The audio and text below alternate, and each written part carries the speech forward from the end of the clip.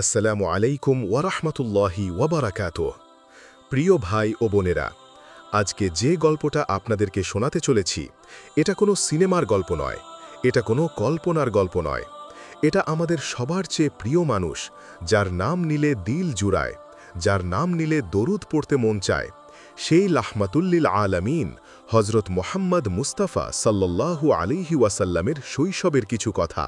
যে নবীর সুন্নাত না মানলে আমরা জান্নাত পাব না, যে নবীর শাফাত না পেলে কিয়ামতের দিন আমাদের কোনো কাজ হবে না, যাকে আল্লাহ তাআলা নিজে বলেছেন, আমি তোমাকে সৃষ্টি না করলে দুনিয়া সৃষ্টি করতাম না, সেই নবীজির কথা শুনে কেউ যেন ভিডিওটা উপরে তুলে চলে না যান। একটু ধৈর্য ধরে শুনুন, ইনশাআল্লাহ আজ কিছু নেকির আশা করে এই ভিডিওটা আপনার সামনে এসেছে। ভাই ও বোনেরা, আমাদের নবীজি সাল্লাল্লাহু আলাইহি ওয়াসাল্লাম যখন মায়ের পেটে ছিলেন তখনও তার নূর দুনিয়ায় ছড়িয়ে পড়ছিল। জন্মের আগেই পিতা আব্দুল্লাহ ইন্তেকাল করেন, তাই তিনি জন্ম থেকেই ইয়াতীম। মা আমিনা যখন তাকে কোলে নেন তখন তার চেহারায় এমন নূর ছিল যে ঘর আলোকিত হয়ে যেত। জন্মের পর আরবের রেওয়াজ অনুযায়ী গ্রামে দুধ মার কাছে দেওয়া হয়। হালিমা সাদিয়া রাদিয়াল্লাহু তাআলা আনহা যখন তাকে কোলে নেন তখন থেকে তার ঘরে বরকত নেমে আসে।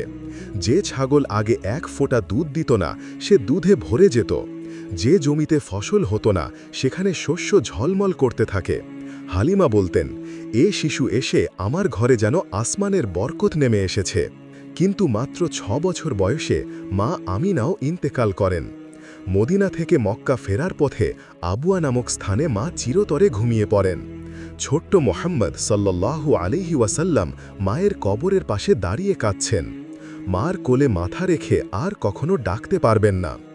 উম্মে আমেন রাদিয়াল্লাহু আনহা তাকে কোলে তুলে মক্কায় নিয়ে আসেন।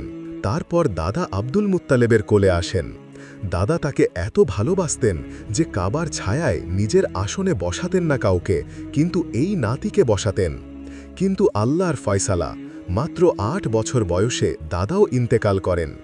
মৃত্যুশয্যায় দাদা চাচা আবু তালেবকে ডেকে বলেন, আমার এই ভাইপোকে তোমার চেয়ে বেশি কেউ ভালোবাসে না, ওকে চোখের আলোর মতো দেখো। এখন চাচা আবু তালেবের কাছে ঘরে অভাবের অন্ত নেই। ছোট্ট মোহাম্মদ চাচার সঙ্গে মেষ চড়াতে যান, গরম রোদে পাহাড়ের ওপর দাঁড়িয়ে ভেড়া চড়ান, কখনো ক্ষুধায় পেটে পাথর বেঁধে রাখেন, কিন্তু কখনো মুখে অভিযোগ নেই। মক্কার লোকেরা তখনও তাকে আল আমিন বলে ডাকত, কারণ তিনি কখনো মিথ্যা বলেননি, কখনো কারোর সঙ্গে প্রতারণা করেননি। ভাই ও বোনেরা, যে নবীজি পরে পুরো দুনিয়ার বাদশাদের বাদশাহ হয়েছিলেন, তিনি শৈশবে এত কষ্ট সহ্য করেছেন যে শুনলে চোখে পানি চলে আসে।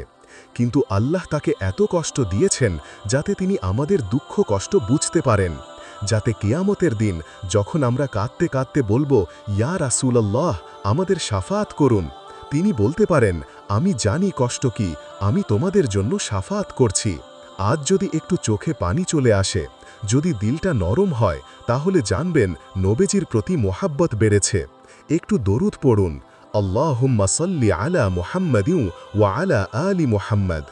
ভিডিওটা যদি একটুও ভালো লেগে থাকে, যদি একটুও দিল ছুঁয়ে থাকে, তাহলে একটা কাজ করবেন, এই ভিডিওটা আপনার ফ্যামিলি গ্রুপে বন্ধুদের কাছে শেয়ার করবেন, যাতে আরও অনেকে নবীজির শৈশবের এই কথাগুলো শুনে চোখের পানি ফেলতে পারে আর নেকি কামাতে পারে।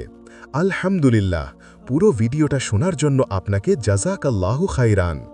আল্লাহ আমাদের সবাইকে নবীজির সুন্নতের ওপর চলার তৌফিক দান করুন আর তার শাফাত নসিব করুন, আমিন। ওয়াসাল্লাল্লাহু আলা সাইয়্যিদিনা মুহাম্মাদিন ওয়া আলা আলিহি ওয়া সাহবিহি ওয়াসাল্লাম। আসসালামু আলাইকুম ওয়া রাহমাতুল্লাহি ওয়া বারাকাতুহু। আমিন। আল্লাহুম্মা